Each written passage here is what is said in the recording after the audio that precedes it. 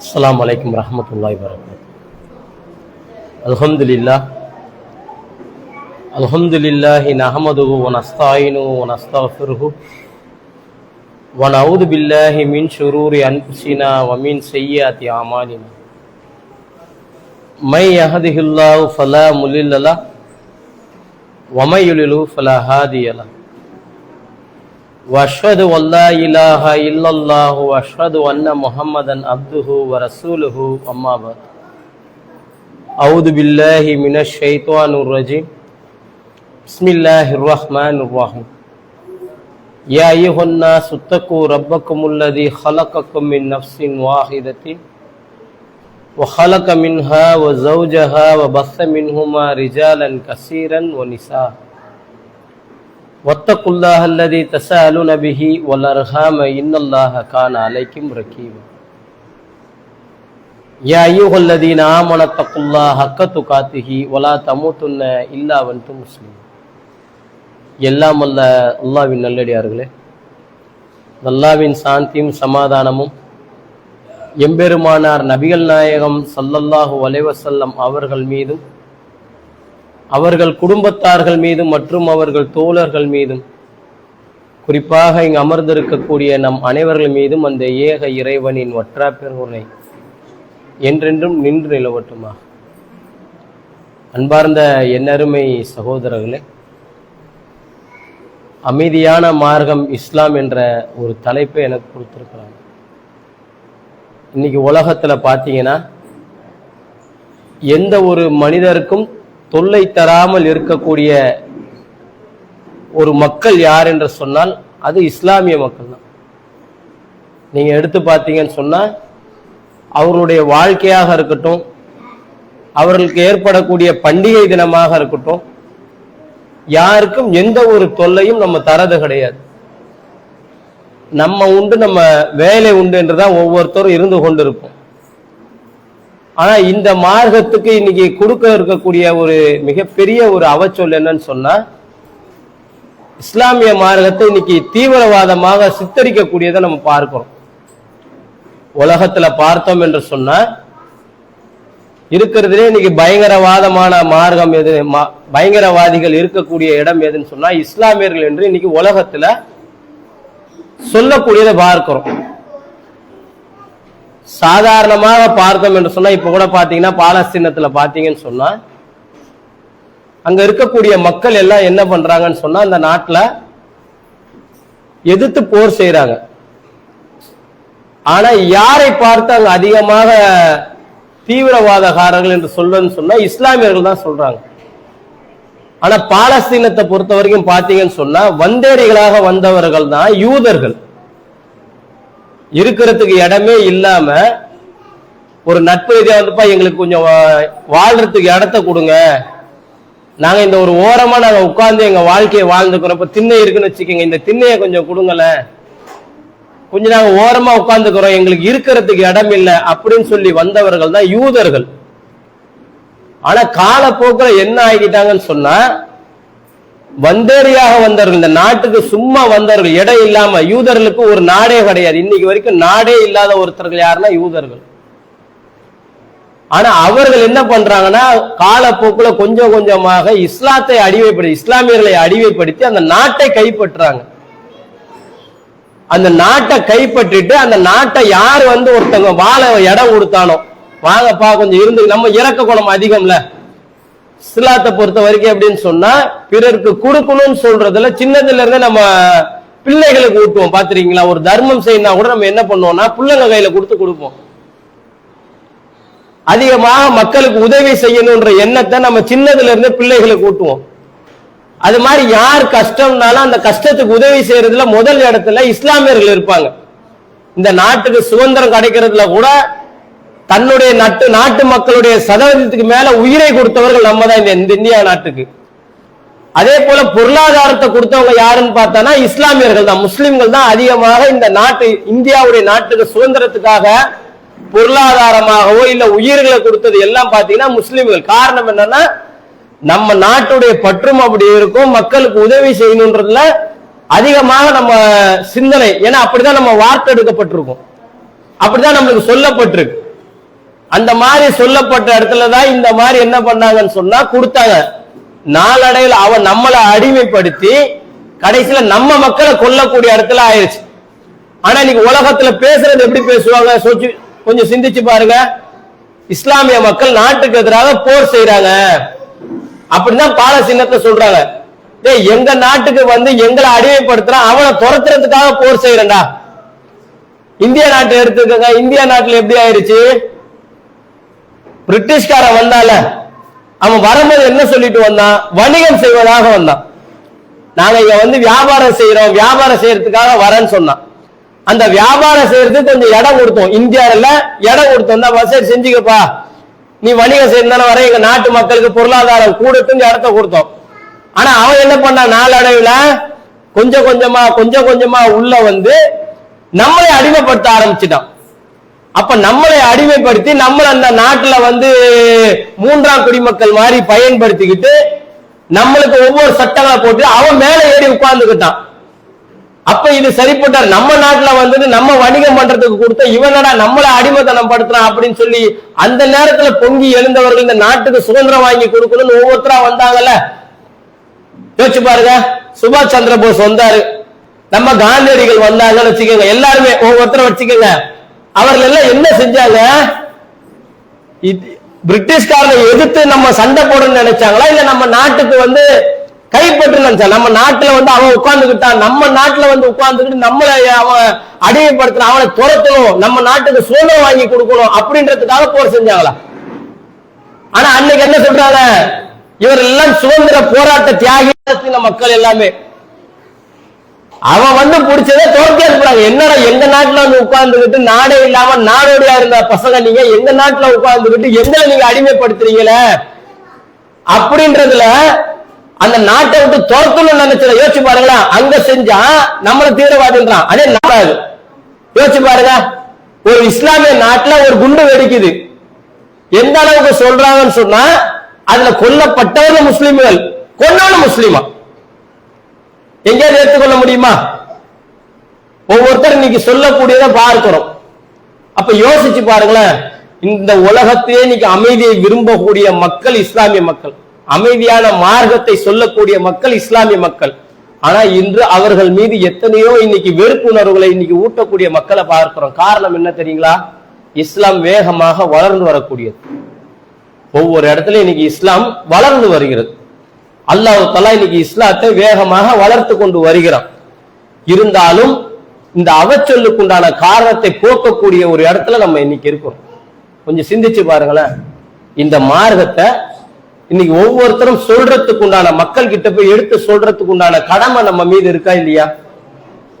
ஒவ்வொருகிட்டையும் எடுத்து சொல்லணும் இன்னைக்கு மார்க்கத்தை. அல்லாஹ் தஆலா நம்ம சிறந்த சமுதாயம் சொல்றான். குந்து ஹைர உம்மத்தின் உகரத்தில் இன்னாஸ், மனித குலத்திற்கு நீங்கள் தான் தேர்ந்தெடுக்கப்பட்ட சிறந்த சமுதாயம். எதனால?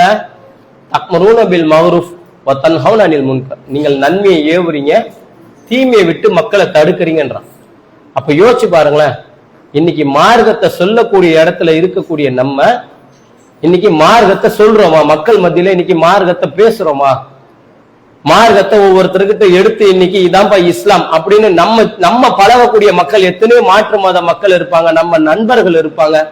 எத்தனை நபர்களுக்கு இந்த மார்க்கத்தை பற்றி இன்னைக்கு சொல்லக்கூடிய மக்களாக நம்ம இருப்போம். இஸ்லாம்னா இதுதான்ப்பா. ஒரு இடத்துல இஸ்லாத்தை பத்தி பேச இஸ்லாமியர்கள் இப்படிதான் அப்படின்னு பேசக்கூடிய மக்களா நம்ம எத்தனை நபர்கள் இன்னைக்கு இருக்கிறோம்? நம்முடைய நிலைமை இன்னைக்கு என்ன ஆயிடுச்சு யோசிச்சு பாருங்க. மார்க்கத்தை தெரிந்து கொள்ளக்கூடிய மக்கள், மார்க்கத்தை பிறருக்கு மோதிக்கக்கூடிய மக்களாக இருக்கக்கூடிய நம்முடைய நிலைமை இன்னைக்கு என்ன தெரியுமா? மார்க்கம் இன்னைக்கு நம்மளுக்கு தெரியல. இன்னைக்கு நம்முடைய வாழ்க்கை எப்படி ஆயிடுச்சு? உலகத்தை நோக்கி போகக்கூடிய மக்களாக இன்னைக்கு ஒவ்வொருத்தர் இருந்து கொண்டு இருக்கிறோம். நம்முடைய ஒவ்வொரு சிந்தனையும் உலகத்தை நோக்கி இருக்கு. ஆனா இஸ்லாம் அப்படியே சொல்லுது, உலக வாழ்க்கை மர்ம வாழ்க்கை ரெண்டு ஒண்ணு. உலகத்துல செய்யக்கூடிய ஒவ்வொரு காரியத்துக்கும் அல்லாஹ் தஆலா நன்மையை தரான். உலகத்துல செய்யக்கூடிய ஒவ்வொரு காரியத்துக்கும் அல்லாஹ் தஆலா நன்மை எழுதுறான். அப்ப எதுவாக இருந்தாலும் உலகத்துல இன்னைக்கு மார்க்கம் வேற உலகம் வேற பிரிக்கவே முடியாது. மார்க்கத்தை சொல்லக்கூடிய இடத்துல எங்க சொன்னாலும் நமக்கு நன்மை சேர்ந்துரும். அப்ப மார்க்கத்தை போதிக்கணுமே, இஸ்லாத்தை மக்கள் மத்தியில எடுத்து சொல்லணுமே அப்படின்ற எண்ணம் நம்மளுக்கு வரணுமா இல்லையா? ஏன் இன்னைக்கு குறைந்து கொண்டே போகுது? யோசிச்சு பாருங்களேன். இன்னைக்கு ஒவ்வொருத்தர் பின்னாடி போகக்கூடியதை பார்க்கிறோம். ஒவ்வொரு தலைவர்கள் பின்னாடி இன்னைக்கு போகக்கூடிய மக்களா ஆகிட்டாங்க. நம்முடைய இஸ்லாமிய மக்களை ஒவ்வொருத்தர் தலைவர்கள் பின்னாடி போகக்கூடிய மக்களா இன்னைக்கு ஆகிட்டாங்க. தலைவர் சொல்லக்கூடியதுதான் மார்க்கன்ற நிலைமைக்கு இன்னைக்கு ஆகிட்டாங்க. ஒவ்வொரு நடிகர்கள் பின்னாடி போகக்கூடிய மக்கள் ஆகிட்டாங்க. இன்னைக்கு என்னைக்காவது யோசிச்சிருக்கிறோமா? இஸ்லாத்தை வளர்க்கக்கூடிய இடத்துல இருக்கக்கூடிய நம்ம இன்னைக்கு நம்முடைய சமுதாயம் இஸ்லாத்தை விட்டு வெளியில போயிட்டு நடக்குத. நாளைக்கு அல்லாஹ் தஆலா கேள்வி கேட்பான. யோசிச்சு பாருங்க. ரசூல் ஸல்லல்லாஹு அலைஹி வஸல்லம் சொல்லி காட்டுறாங்க, உங்களுக்கு கை சேதக்கார முஃப்லிஹூனை பத்தி சொல்லட்டுமா, கை சேதக்காரனை பத்தி சொல்லட்டுமா அப்படின்றாங்க. கை சேதக்காரன் யாருன்னு கேட்கிறாங்க. அப்ப சஹாபாக்கள் சஹாபாக்கள் கிட்ட கேட்கும் போது சஹாபாக்கள் சொல்றாங்க, யாருக்கு செல்வம் இல்லையோ, யாருக்கு செல்வம் இருந்தா அதை சரியான முறையில் அவங்க செலவிடவில்லை, அதை வச்சு அவங்க சரியான முறையில் பயன்படுத்தவில்லையோ அவர்கள் தான் கை சேதக்காரர்கள் அப்படின்றாங்க. அப்ப ரசூலா சொல்லி காட்டுறாங்க, நாளை மறுமையில ஒருத்தர் தொழுகையை எடுத்துக்கொண்டு வருவான். யௌமல் கியாமத்தி மறுமை நாள்ல ஒருத்தர் தொழுகையை எடுத்துட்டு வருவான், ஒருத்தர் ஜக்காத்தை எடுத்துட்டு வருவான், ஒருத்தர் நோம்பு எடுத்து தொழுகை நோம்பு ஜக்காத்து இதை எடுத்துக்கொண்டு அல்லாஹ் கிட்ட வருவான். எல்லாமே என்னங்க நன்மை. உட்கார்ந்து தொழுவமே அல்லாஹ்வுக்காக தொழுற நன்மை, எல்லா நன்மையையும் எடுத்துட்டு வருவான். ஆனா அந்த நன்மை எதுவுமே அவனுக்கு பயன் தராது. அந்த நன்மை எல்லாம் ஒவ்வொருத்தர் புடுவர இடத்துல இருப்பான், ஒவ்வொருத்தரும் வாரி கொடுக்கிற இடத்துல இருப்பான். காரணம் என்ன? உலகத்துல வாழும் போது யாரையாவது திட்டி இருப்பான், உலகத்துல வாழும் போது யாரையாவது திட்டி இருப்பான், யாரையாவது அடித்து இருப்பான், யாரையாவது அவதூறு கூறி இருப்பான். அதனால அவனுடைய நன்மைகளை புடுங்கி கொடுக்கப்படும். ஒவ்வொரு நன்மையும் அவன்கிட்ட புடுங்கி கொடுக்கப்பட்டுக்கிட்டே இருக்கும். கடைசியில் நன்மைகள் எல்லாம் காலியாய் போய் அவன் மேல பாவத்தை சுமத்தப்படும். நன்மை காலியாயிரும். நிப்பால பாதிக்கப்பட்டவன் நிப்பால. அப்ப அவன் கேட்பான, யாரெல்லாம் என்னுடைய நிலைமை என்னன்னு கேட்கும் போது, நீ செஞ்சலடா பாவம், என்னென்ன செஞ்ச, அந்த பாவத்தை தூக்கி இவன் மேல சுமத்த அப்படின்னுவான். யோசிச்சு பாருங்க. இன்னைக்கு அவன் வெளியில வரும்போது பாவம் உள்ள முட்டையா அவன் வெளியில வரும், இவன் தான் இருக்கிறதுல கை சேதகாரா அப்படின்றாங்க. அப்ப இன்னைக்கு நம்முடைய நன்மைகள் அல்லாஹ் தஆலா உலகத்துல வாழணும் குர்ஆன்ல சொல்லி காட்டுறான், ஆவனு அலல் பிர்ரி வத்தக்வா, நன்மையான காரியங்கள் இறையச்சமுடைய காரியங்கள் ஒருவருக்கு ஒருவர் உதவி செய்து கொள்ளுங்க. மார்க்கத்தை சொல்றதுல மார்க்கத்துல ஒவ்வொருத்தர்கிட்ட போய் எடுத்து உரைக்கிறதுல இன்னைக்கு எத்தனை பேர் முன்னுதாரணமா இருப்போம்? இல்லல்ல. மார்க்கம் இன்னைக்கு இஸ்லாம் இப்படியே பேசப்படுது. நம்ம மார்க்கத்தை மக்களுக்கு சொல்ற இடத்துல நம்ம இல்ல. எத்தனை பேருக்கு மார்க்கத்தை சொல்லுவோம்? பெண்களா இருக்கிறவங்க ஆண்களா ஒவ்வொருத்தருக்கும் கடமையா இல்லையா மார்க்கத்தை பிறருக்கு சொல்றது? அல்லாஹ் தஆலா குர்ஆன்ல சொல்லி காட்டுறான், வல் முக்மினீன வல் முக்மினாத், மூமினான ஆண்களும் மூமினான பெண்களும் பஹலுஹும் அவுலியா பஹல், ஒருவருக்கொருவர் உற்ற நண்பர்கள், அவுலியாக்கள் அல்லாஹ் தஆலா. நம்ம ஆண் பெண்ணுன்னு தனித்தனியாக அல்லாஹ் தஆலா மார்க்கத்தை சொல்றதுல ஆண் பெண்ணுன்னு பிரிக்கவே இல்லை.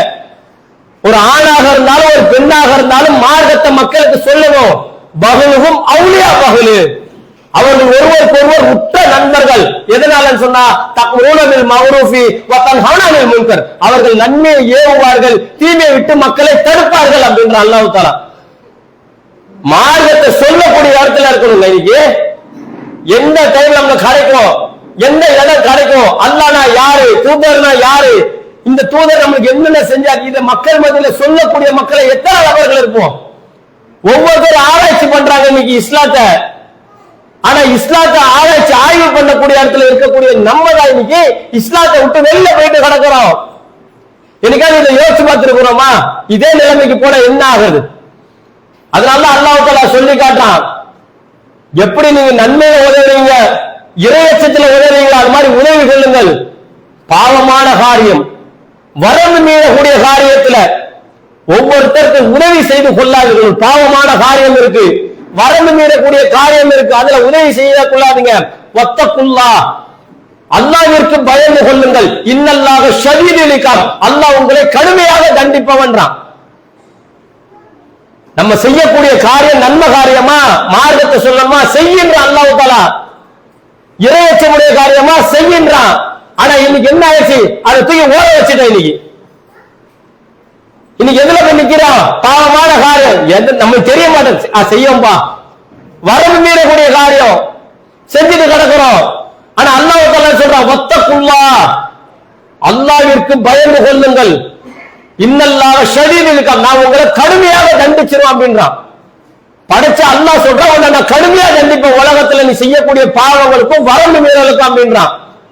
அப்ப யோசிச்சு பாருங்க, இன்னைக்கு மார்க்கத்தை மக்கள் மத்தியில சொல்லல, நம்ம குடும்பத்துல இன்னைக்கு மார்க்கத்தை சொல்லலங்க. இஸ்லாமிய மார்க்கம்னா என்ன மார்க்கம்னு இன்னைக்கு குடும்பத்துல கூட சொல்லாதவங்க இருக்கிறாங்க. ரசூலுல்லாஹ்க்கு முதல் கடமை என்ன தெரியுங்களா? குர்ஆன் இறங்கப்பட ஆரம்பிக்கும் போது முதல் வசனம் இறங்குது, அன்திர் அஷீரத்தக்கல் அக்ரபீன், உம்முடைய நெருங்கிய உறவினருக்கு இந்த மார்க்கத்தை போய் எடுத்து சொல்லுன்னு அல்லாஹ் தஆலா கட்டளை. என்ன இறங்கின உடனே முதல்ல கூப்பிடு, உன் குடும்பத்துல இருக்க எல்லாரையும் கூப்பிட்டு இந்த மார்க்கத்தை சொல்லு அப்படின்னா எல்லாரையும் கூப்பிட்டாங்க ரசூலுல்லாஹ். ஒருத்தர் விடாம அவங்க குடும்பத்துல எல்லாரையும் கூப்பிட்டாங்க.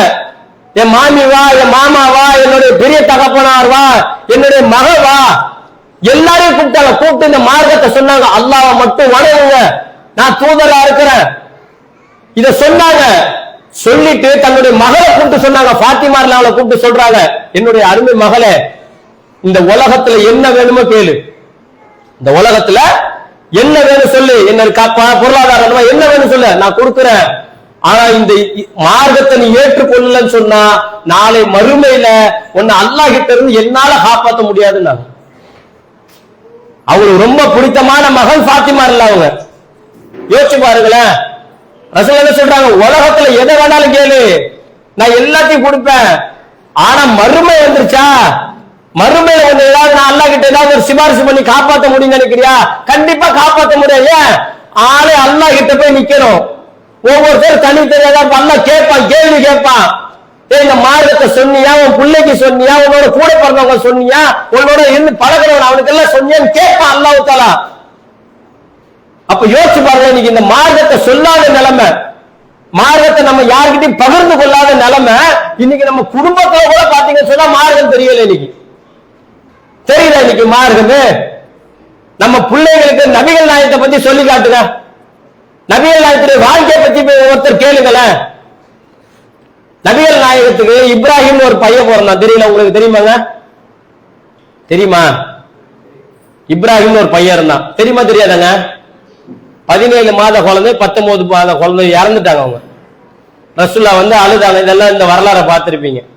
இந்த இப்ராஹிம் குழந்தை எந்த மனைவிக்கு பிறந்தது? இங்க இருக்கிறவங்க சொல்லுங்க. கதீஜா இல்ல அவங்களாம் சொல்லுங்க. இப்ராஹிம் ஒரு மக இருந்தால 17 மாத ரசூலுல்லாஹ் கூட அழுதாங்கல்ல.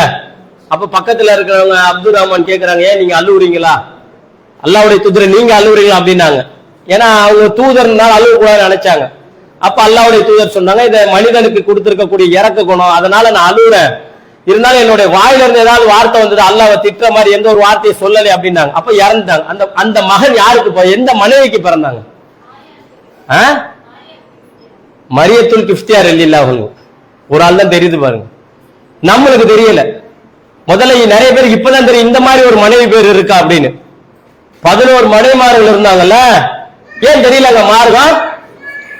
ரசூலுல்லாஹ்வுடைய வாழ்க்கையில ரசூலுல்லாஹ்க்கு இத்தனை மகன்கள் இருந்தாங்க, இத்தனை மனைவிமார்கள் இருந்தாங்க, இந்த மனைவிக்கு இந்த குழந்தை பிறந்தது, அந்த மனைவிக்கு அந்த குழந்தை பிறந்தது தெரியல பாருங்க. ஏன் தெரியல? அதை பற்றி ஆர்வம் நம்ம கிட்ட இல்ல. மற்றதெல்லாம் நம்மளுக்கு ஆர்வம் இருக்குல்ல. பிள்ளைகிட்ட போய் நீங்க கேளுங்கள, இந்த நடிகருடைய மனைவி யாரு, இந்த நடிகர் மனைவியோட பிள்ளை யாரு, இந்த கிரிக்கெட் விளையாடுறான இவனோட பேர் என்ன, இவனுடைய புள்ள பேர் என்ன, இவனுக்கு எத்தனை வயசு ஆகுதுன்னு கேளுங்க. எல்லாத்தையும் புட்டு வைக்கிறான். ரசூலுல்லாஹ் எத்தனை பொருளை கலந்துட்டாங்க, வாங்க அப்பா உங்களுக்கு ஒண்ணுமே இல்ல, வேற எப்ப பார்த்தாலும் இதே கேட்டு இப்படின்றான். மார்க்கத்தை பத்தி வீட்டுல பேசணும்னு சொன்னா இன்னைக்கு அதை எடுத்து பேச ஒண்ணு வேணாங்க. வீட்டுல போய் நீங்க தொழுவுன்னு சொல்லுங்க, சண்டை வருது. இன்னைக்கு சும்மா தொழுவுங்கன்னு சொன்னா சண்டை வருது. இன்னைக்கு என்னங்க எப்ப பார்த்தாலும் பிள்ளைகளை நோய் நோய் நோய் நோயிட்டே கிடக்குறீங்க, இப்படி சொல்லக்கூடிய மக்கள் ஆயிட்டாங்க. தொழுவுன்னா சண்டை வரலாமா? அல்லாஹ்வை வணங்குற, அல்லாஹ்வுக்கு மிக பிடித்தமான ஒரு காரியம் என்னன்னா தொழுகிறது. ஆனா அந்த தொழுகையை பத்தி பேசினா நீ சண்டை. அதாவது அல்லாஹ்வே குர்ஆன்ல சொல்றான், முகம்மதே உங்களுடைய மனைவிமார்களுக்கு நீங்கள் தொழுமாறு ஏவுவீராக, அதுல ஏற்படக்கூடியதை நீங்கள் சகித்துக் கொள்வீராகன்றான். தொழுன்னு சொன்னா பிரச்சனை வரும் யாருக்கு? ரசூலுல்லாஹ் வீட்லயே. அதுல ஏற்படக்கூடியதை நீங்க தொழுன்னு சொன்னா பிரச்சனை. இன்னைக்கு அப்ப மார்க்கத்தை பேசினா இன்னைக்கு என்ன ஆச்சு? உம்மாவும் பிள்ளையும் திரைப்படத்தை பற்றி பேசிக் கொள்றாங்க, பாப்பாவும் பிள்ளையும் திரைப்படத்தை பத்தி பேசுறாங்க, திரைப்பட நடிகர்களை பத்தி பேசிக்கிறாங்க. யோசிச்சு பாருங்க, நேற்று சனிக்கிழமை, நீங்க ஞாயிற்றுக்கிழமை, எல்லாரும் என்ன சொல்றாங்க? சனிக்கிழமை ஆச்சுன்னா நைட் 12 மணி கூட சொல்ல, அம்மா இன்னைக்கு நான் இந்த படத்தை பார்த்து தான் தூங்குவேன். எப்படி சொல்றா?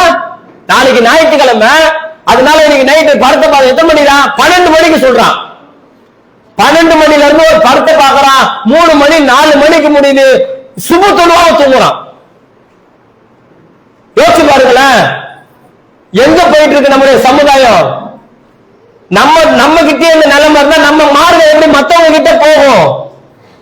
மத்தவங்க போய் சொல்லணும்ல. இந்த குந்து ஹைர உம்மத்தின் உஹரஜத்தில் இன்னாஸ், நீங்க தான் மனித குலத்தில் தேர்ந்தெடுக்கப்பட்ட சிறந்த சமுதாயம்ன்றவல அந்த கேட்டகரிக்குள்ள இருந்து நம்ம வரவே மாட்டோம்.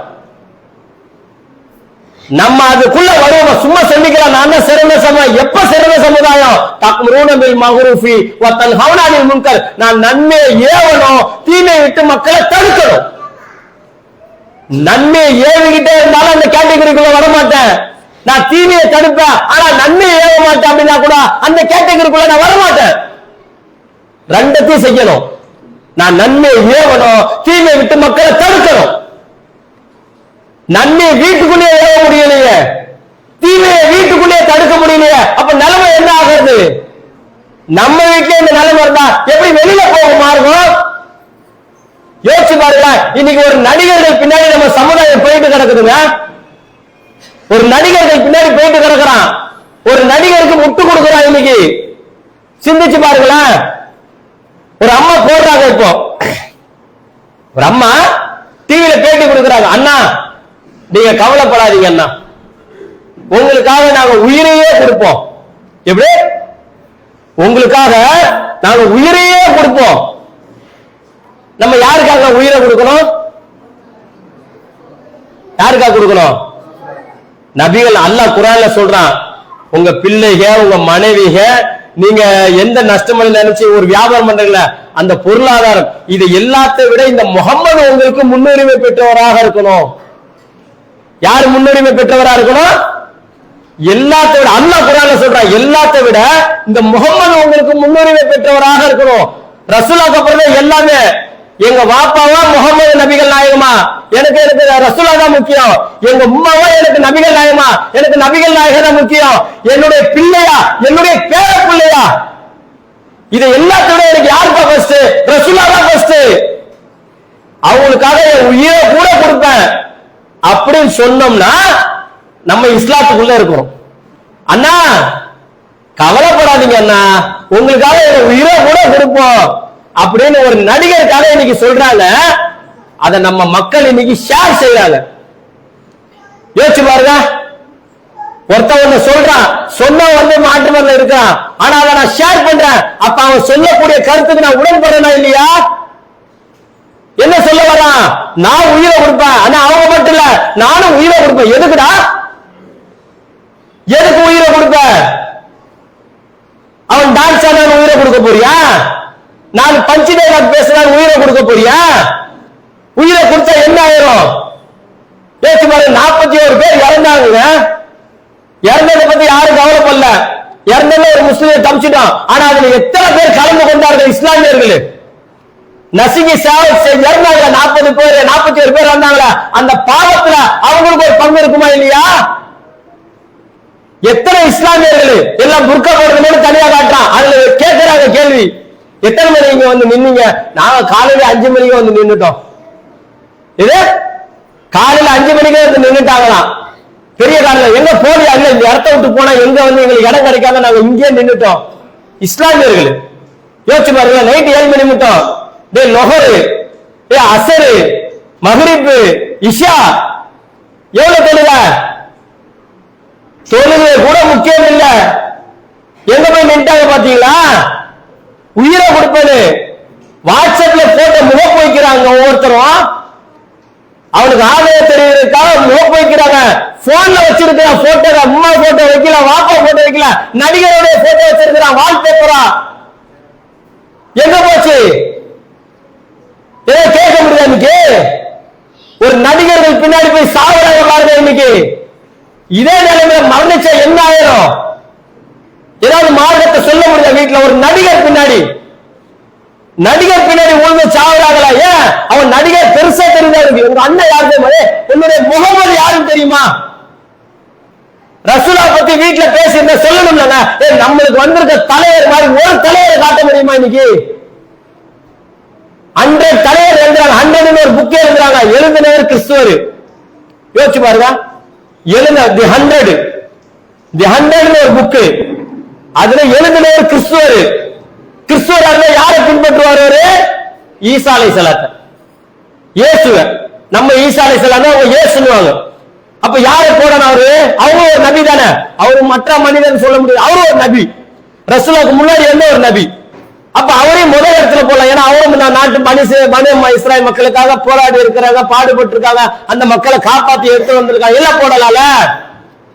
ஆனா எழுதின ஒரு கிறிஸ்துவர் எழுதுறாரு. ஆனா அவரு கூட ஈசா அலைஹிஸ்ஸலாத்தை ஃபர்ஸ்ட் வைக்க முடியல. கொண்டு போய் முதல் இடத்துல வைக்கிறாங்க. 100 பேர். அவர் இருக்கிற தலைவர்ல உலகத்துல தோன்ற தலைவர் அவருக்கு தெரிஞ்ச 100 பேர்ல ஒரு ஆளை முதல்ல வைக்கணும். 100 பேரை கொண்டு வர்றாரு. அதில் 100ல முதல் ஆளா கொண்டு வந்து நபிகள் நாயகத்தை வைக்கிறாங்க. இவர மாதிரி ஒரு ஆளை பார்க்க முடியல. குறைந்த காலத்துல இந்த சமுதாயத்தை எவ்வளவு மாற்றத்தை கொண்டு வந்திருக்காரு. அவர் சொல்றாரு, அதை எடுத்து படிச்சு பாருங்க. காட்டு மிராண்டியா இருந்த மக்கள் மத்தியில அந்த காட்டு மிராண்டி தனத்தை விட்டுட்டு மனிதநேய மக்களாக உருவாக்குறார். அவரு சும்மா கொஞ்ச நேரம் எழுதி இருப்பார். அந்த ஆர்டிகளை கொஞ்சம் எடுத்து படிச்சு பாருங்க. ரசூலுல்லாஹ் செஞ்ச சாதனைகள் சும்மா 2 பக்கத்தை எழுதி போட்டுட்டாரு. குறுகிய காலத்துல இருக்கிற அத்தனை மக்களையும் அவர் நேர்வழிப்படுத்தினாரு. எதிர்காலப்படுத்தினாங்க மார்க்கத்தை சொல்றதுல. ரசூலுல்லாஹ் ஒரு தலைவராக என்ன பண்ணுவான்? ஏறி விட்டுட்டு உட்கார்ந்து கிடப்பாங்க ஒரு இடத்துல. அதானே ஒரு இடத்துல உட்கார்ந்து இருப்பா நீங்க சொல்லிட்டு கிடக்கு அங்கதானே கிடப்பாங்க. இல்லல்ல, ரசூலா போர் செஞ்சா கூட 19 போர்க்களத்துல ரசூலா ஒன்ஸ் நின்று இருக்காங்க. நேருக்கு நேரம் போய் நின்று இருக்கிறாங்க. 19 போர்க்களம். யோசிச்சு பாருங்க எப்படி போய் நின்று காட்டாங்க. போர் நெறியை கொண்டு வந்த ஒரு சில இன்னைக்கு அந்த போர் நெறியை கடைபிடிக்கிறாங்க. பெண்களை கொல்லக்கூடாது, சிறுவர்களை கொல்லக்கூடாது, பொது வழியா இருக்கக்கூடிய பாலத்தை உடைக்க கூடாது. இன்னைக்கு வச்சிருக்காங்க. இந்த போர் நெறியை கொண்டு வந்தவர் யாரு? முஹம்மது நபி. இன்னைக்கு கடைபிடிக்கிற எத்தனை நாட்டுல யோசிச்சு பாருங்க. ஒரு போர்ல கூட ஒரு நெறியை கொண்டு வந்து நிப்பாட்டினாங்க. சிறுவர்களை கொண்டுடக்கூடாது, பெண்கள் பலவீனமானவர்கள் அவர்களை கொண்டுடக்கூடாது. இப்படிப்பட்ட தலைவரை இன்னைக்கு வச்சிருக்கிறோம். யோசிச்சு பாருங்களேன். ஒரு கேரளை விட்டு இறங்க மாட்டேன்றான், ஒரு பஸ்ஸ விட்டு இறங்க மாட்டேன்றான். சிந்திச்சு பாருங்க. ஒரு பஸ்ஸ விட்டு இறங்கல. பக்கத்துல ஓடி வரும்போது பைக்குக்காரன் பஸ் ஏறுது, அதை கூட கண்டுக்காம பஸ் ஓட்டிக்கிட்டே போறான். இன்னும் வரல, எந்த ஒரு ஆட்சிக்கு வரல, எந்த ஒரு கவுன்சிலர் எதுவுமே வரல. யோசிச்சு பாருங்க. இப்பவே இவருடைய நிலைமை இப்படி. இவன் பின்னாடி போயிட்டு இருக்கிறான யோசிக்கான நம்ம மக்கள் போறாங்க. இன்னைக்கு நம்முடைய சமுதாயம் போயிட்டு இருக்கு. இன்னைக்கு நான் சொன்னல உயிரை கொடுப்பது போட்டது ஒரு பெண்ணுங்க. ஒரு வாட்ஸ்அப்ல ஸ்டேட்டஸ் போடுறாங்க, ஒரு பெண்மணி போடுறாங்க.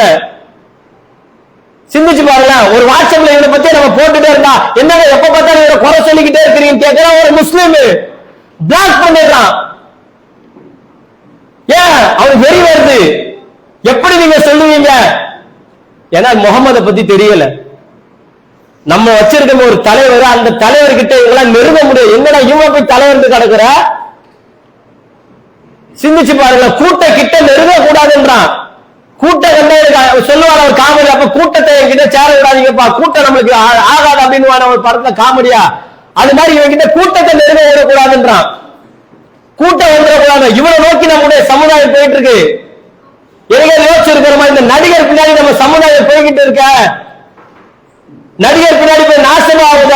அவன் பாடுற பாட்டுக்கோ, அவன் போடுற போலித்தனமான நடிப்புக்கோ, போலித்தனமான சண்டைக்கோ 100 பேர் அடிக்கிறாரு படத்துல.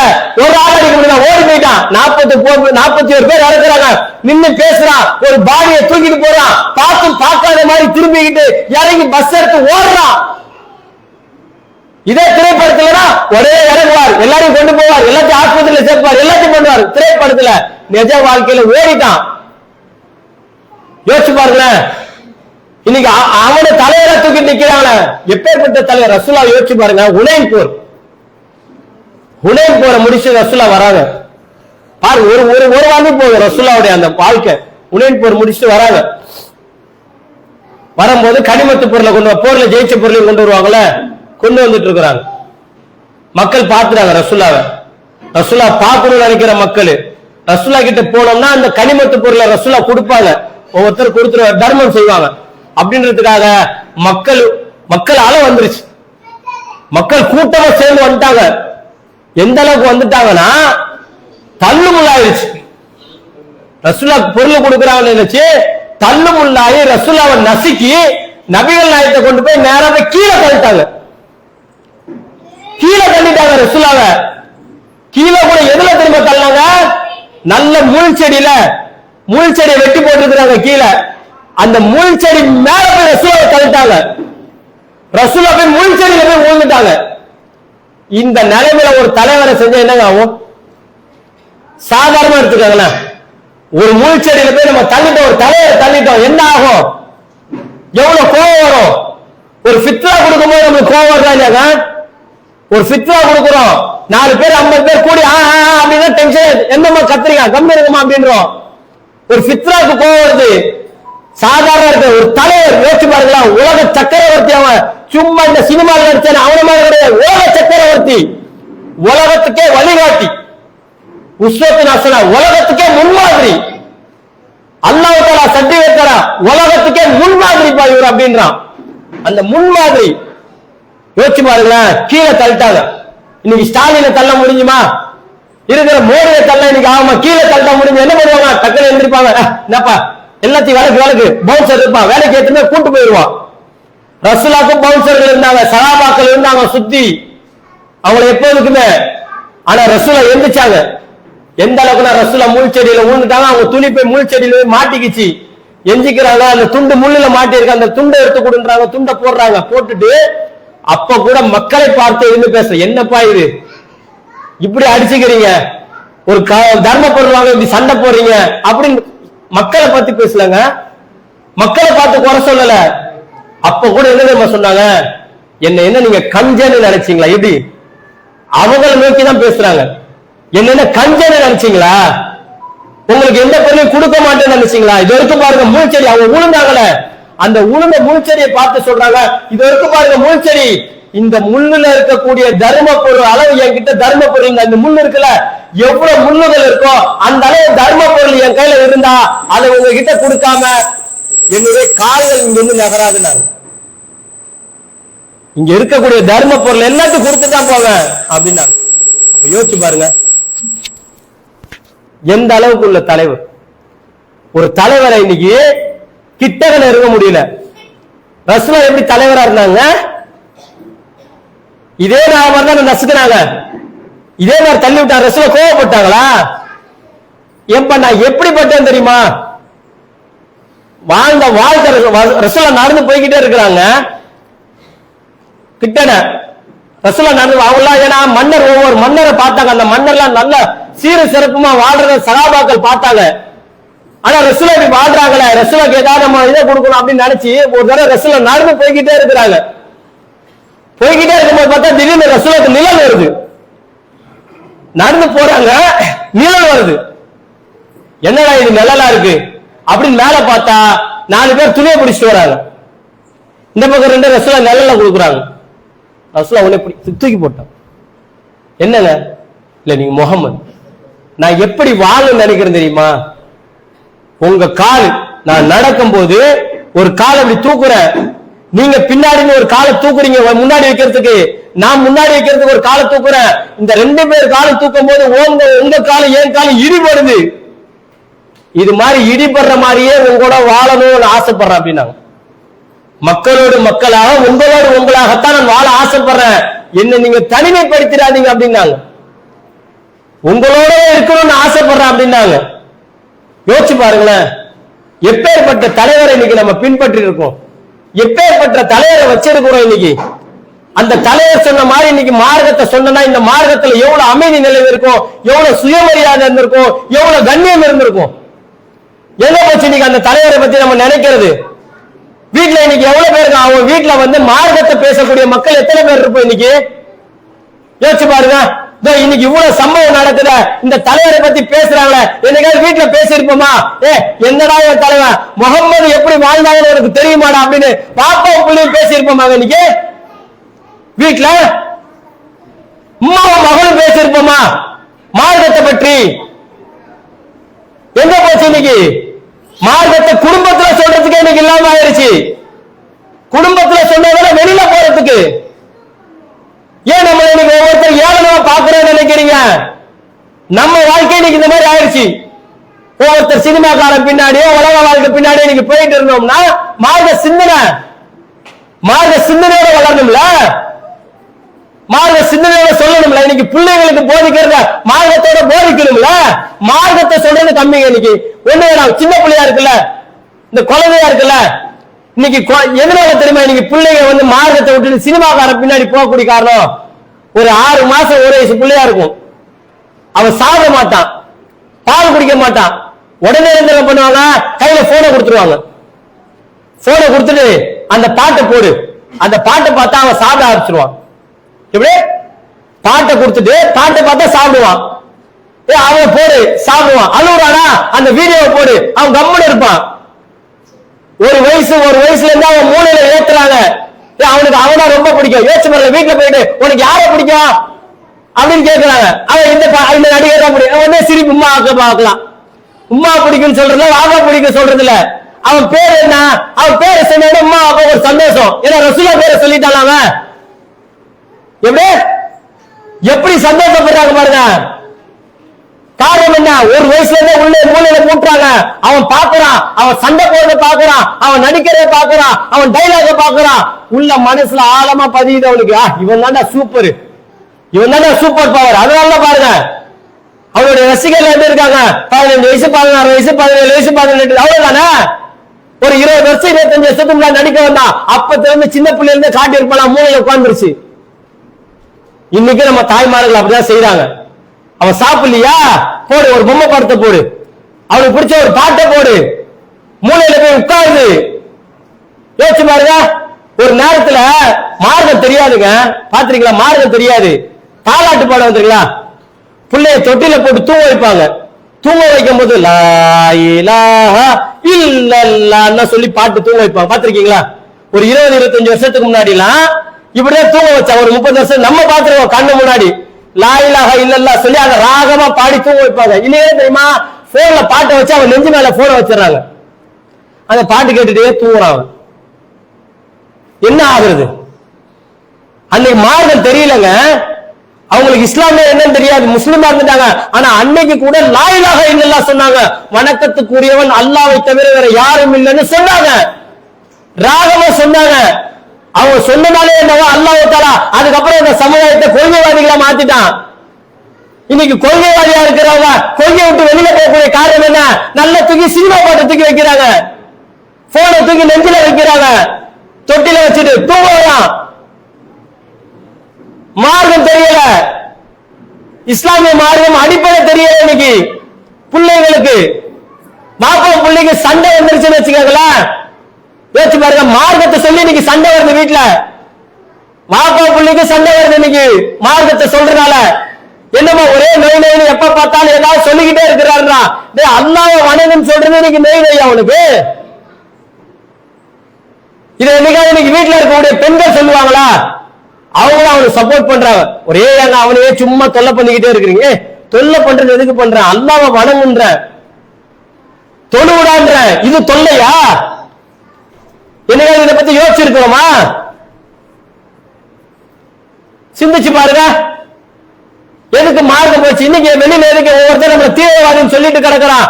மார்க்கம் நம்ம குடும்பத்திலே போய் சேரல, அவனுக்கு எங்க போய் சேர்ந்துச்சு? சொல்லணும்ல. சொல்லக்கூடிய இடத்துலதான் நம்ம இருக்கிறோம். மார்க்கத்தை மக்கள் மத்தியில சொல்லக்கூடிய இடத்துல நம்ம இருக்கிறோம். நம்ம நிலைமை இன்னைக்கு அல்லாஹ் தஆலா இப்படி மாத்திருக்காங்க. பாதுகாக்கணும். வலா தஆவனு அலல் இஸ்மி வல் உதுவான், பாவமான காரியங்கள், வரம்பு மீறக்கூடிய காரியங்கள்ல ஒருவருக்கொருவர் உதவி செய்து கொள்ளாதீர்கள். என்ன பாவம் பார்க்கணும் இன்னைக்கு. வீட்டுல புள்ளக்கார பாவம் செய்யறானா, போட்டோ வைக்கிறானா, நடிகர் பின்னாடி போறானா, ஏதாவது ஆய் தொலைவு சண்டை போடணும் அவங்கிட்ட. என்ன இப்படி பண்ணிட்டு கிடக்கிற? எதற்கோ சண்டை போடலாம், மார்க்கத்துக்கான சண்டை வரணும். மார்க்கத்துக்கு உண்டான பேச்சுகள் இன்னைக்கு இல்ல குடும்பத்துல. எதை பற்றி பேசினாலும் குர்ஆன் ஹதீஸை போட்டு பேசக்கூடிய இடத்துல நீங்க வீட்டுல இருக்கிறோமா? ஒவ்வொரு வீட்லயும் நீங்க யோசிச்சு பாருங்க. நம்ம இன்னைக்கு குர்ஆனையும் ஹதீஸையும் வீட்டுல பேசி எவ்வளவு நாள் ஆகுதுன்னு கேட்டு பாருங்க. குர்ஆனை ஹதீஸை பத்தி கணவன் மனைவி பேசி எவ்வளவு நாள் ஆச்சுன்னு கேட்டு பாருங்க. குர்ஆனை ஹதீஸையும் பேசி பாப்பா பிள்ளையும் பேசி எவ்வளவு நாள் ஆச்சுன்னு கேட்டு பாருங்க.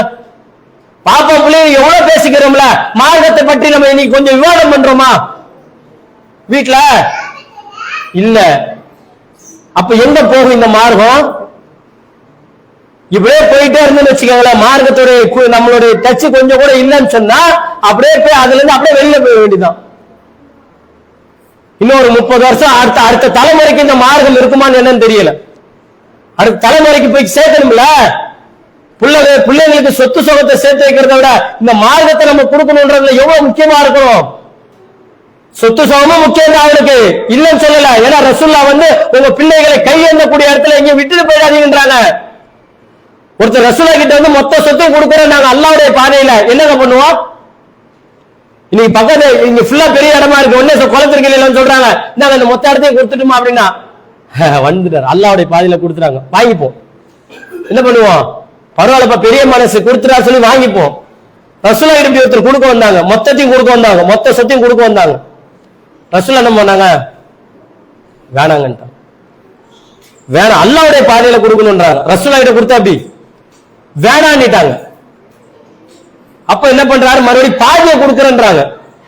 பாதி சொத்து முழு சொத்து பாதியை தரன்றாங்க. ரசூலுல்லாஹ் ஐயோ ரொம்ப வேணாம்ப்பா, 3ல ஒரு பங்கு கொடுத்தாங்க. அப்புறமா 3ல ஒரு பங்கு கொடுக்கும்போது ரசூலுல்லாஹ் வாங்கி அதையும் சொன்னாங்க, இதுவே ஜாஸ்தி, இதுவே அதிகம். அதை சொல்லிட்டு சொன்னாங்க, உங்கள் பிள்ளைகளை பிறரிடம் கையேந்திர மாதிரி நீங்க விட்டுட்டு போயிடாதீங்க, இருக்கணும் உங்க பிள்ளைங்க இருக்கணும். நாங்க மார்க்கம் விடு பாருங்க எப்படிங்க சொல்லுது மார்க்கமே, உன் பிள்ளைக்கும் கூடனது உலக வாழ்க்கையில் அது இல்லைன்னு சொல்லல. ஏன்னா அதுவும் மார்க்கம் தான். பிள்ளைகளை கையேந்தாம விட்டுட்டு போறது மார்க்கம் தான். ஆனா அதை விட முக்கியம் அல்லாஹ்னா யாரு, அல்லாஹ்வுடைய தூதர்னா யாரு, இதை நம்ம குடும்பத்துல சொல்லி ஆகணும். இத மக்கள் மத்தியில் நம்ம பிரச்சாரம் செஞ்சே ஆகணும். அல்லாஹ்னா யாரு, அல்லாஹ்வுடைய தூதர்னா யாரு, இஸ்லாம்னா என்ன. இஸ்லாம் என்பது இருக்கிறது ஒரு அமைதியான மார்க்கம். நம்ம அமைதின்னு சொன்னா ஒரு கண்ணத்துல அடிச்சா மறு கண்ணத்தை அந்த மாதிரி கிடையாது. நம்ம யார் வம்புக்கு போக மாட்டோம். ஒருத்த வம்ப கொண்டு வந்தா அதை சும்மா விட மாட்டோம். இப்படிதான் மார்க்கம் சொல்லுது. யார் வம்புக்கு நம்ம போயிடவே கூடாது. ஆனா நம்மளுக்கு அநியாயம் செய்யறானா அதுக்காக அமைதியா இருக்காத, அந்த அநியாயத்தை எதிர்த்து குரல் கொடுன்றாங்க. அநியாயக்கார அரசனுக்கு எதிராக நின்று நம்ம போர் செய்வது ஜிகாதுனாங்கல்ல, அமைதியா இருக்க சொல்ல. ஏன்னா அநியாயம் செய்யறாங்க. அப்ப அநியாயம் செய்யறதுக்கு எதிர்த்து நம்ம நிக்கணும். இஸ்லாம் இப்படியே கத்து தருது. ஆனா யாருடைய வம்பு தும்புக்கும் போக கூடாதுன்னு சொல்லுது. தேவையில்லாம எவனுடைய வம்பு தும்புக்கும் போகாத, எவனுடைய நாவலையும் நிக்காத, யாருடைய பேச்சுக்கு நிக்காத அப்படின்னு சொல்லுது. ஆனா மார்க்கம் அழகான மார்க்கம். இத மக்கள் மத்தியில எடுத்து சொல்லக்கூடிய இடத்துல இருக்கக்கூடிய நம்ம இன்னைக்கு எடுத்து சொல்றதுல ரொம்ப தவறி கிடக்கிறோம். நம்ம குடும்பத்துல சொல்றதுல இன்னைக்கு தவறி போய் கிடக்கிறோம். அல்லாஹ் தஆலா பாதுகாக்கணும். வரக்கூடிய காலங்களை இந்த குன்தும் கைர உம்மத்தின் உஹரஜத்தில் லின்னாஸ், நீங்கள் தான் மனித குலத்துக்கு தேர்ந்தெடுக்கப்பட்ட சிறந்த சமுதாயம்ன்றான அந்த சிறந்த சமுதாயமா நம்ம இருக்கணும்னு சொன்னா தக்முரூன பில் மக்ரூஃபி வ தன்ஹவுன அனில் முன்கர், அவர்கள் நன்மையை ஏவுவார்கள், தீமையை விட்டு மக்களை தடுப்பார்கள். அது மாதிரி நன்மையை ஏவணும். அதை நம்ம குடும்பத்துல இருந்து ஏவணும். ஏன்னா குடும்பத்துல சில பேர் சொல்லுவாங்கல்ல, அல்லாஹ்வுடைய தூதர் சொல்றாங்க, ஒரு தீமையை கண்டா கையால தடுங்க. கையால தடுத்தே ஆகணும். கையாலன்னா ஏதாவது சண்டை போட்டு தடுத்தே ஆகணும். ஒரு தீமையை கண்டா வாயால தடுக்கணும். கையால தடுக்க முடியல, வாயால தடுக்கணும். இது ரெண்டுக்கும் முடியல, அதுக்கப்புறம் தான் மனதால வெறுத்து ஒதுக்குறது. மனதால்னா அத போப்பா உங்ககிட்ட சொல்லி எந்த ஒரு பிரயோஜனம் இல்லைன்னு. ஆனா கையால தடுக்கிறது, குடும்பத்துல கையால தடுக்கலாம். தடுக்கிறதுக்கு உண்டான எல்லா சாய்ஸுமே குடும்பத்துல இருக்கு. ஆனா குடும்பத்துக்கே இன்னைக்கு மனதால வெறுத்து ஒதுக்கிட்டு வரக்கூடிய மக்கள் என்னப்பா அவனு என்ன சொன்னால நம்ம சொல்றதை விட்டுட்டாங்க இப்படின்னா சொல்லக்கூடிய மக்கள் இருக்கிறாங்க. அல்லாஹ் தஆலா பாதுகாக்கணும், நம்முடைய சமுதாயத்தை பாதுகாக்கணும். அதனால இந்த மார்க்கத்தை சொல்லுங்க. ஒவ்வொரு நடிகர்கள் பின்னாடி, ஒவ்வொரு தலைவர்கள் பின்னாடி இன்னைக்கு மக்கள் போயிட்டு இருக்கிறாங்க. சொல்லுங்க, தலைவர்னா எப்பேற்பட்ட தலைவர் தெரியுமா, நபிகள் நாயகம் அப்படின்னு குடும்பத்துல பேசுங்க. குர்ஆன்னா என்னன்னு பேசுங்க. அல்லாஹ் தஆலா நம்முடைய மார்க்கத்தை மக்கள் மத்தியில் எடுத்து சொல்லக்கூடிய மக்களாகும், அதன் பிரகாரம் நாம் நடக்கக்கூடிய மக்களாகும் வல்ல ரஹ்மான் உங்களையும் என்னை மாக்கிய பண்ணிட்டு கூறி என்னுடைய உரையை நிறைவு செய்கிறேன். வாஹிர் தாவானா அல்ஹம்துலில்லாஹி ரப்பில் ஆலமீன். அஸ்ஸலாமு அலைக்கும் வரஹ்மத்துல்லாஹி வபரகாத்துஹு.